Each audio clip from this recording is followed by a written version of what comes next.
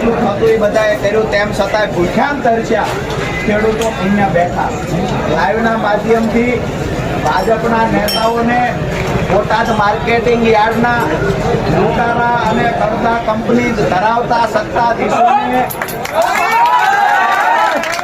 Message આપીએ છીએ કે આ સંસ્થા ખેડૂતોના બાપની સંસ્થા છે.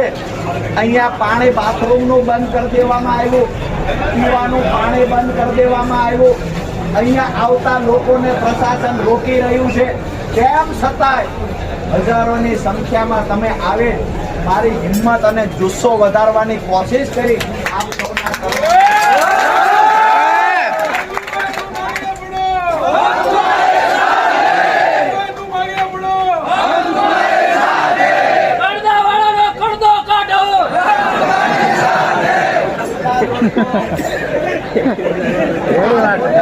બરોબર છે.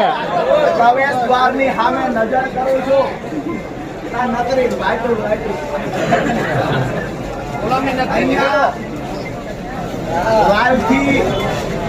ભાજપના નેતાઓ સાંભળતા છે એને કહીએ છીએ કે આ પાણી બાણે ચાલુ કરાવી દેજો, નહીતર અમે તો ફાળો કરી જોડે ફેરવીને પીવાના પાણીનો ટાંકો લઈ આવશું, પણ તમને દરેક સભામાં જેવા છો એવા ભોગવશું.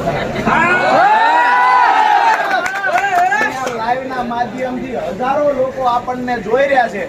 એમને પણ કહીએ છીએ કે અત્યાર સુધી કપા લઈને અમે આવ્યા, અમારો કરદો કર્યો, વેપારીઓએ ખિસ્સા ભર્યા, આ સંસ્થામાંથી સંસ્થાના સંચાલકોએ ખિસ્સા ભર્યા.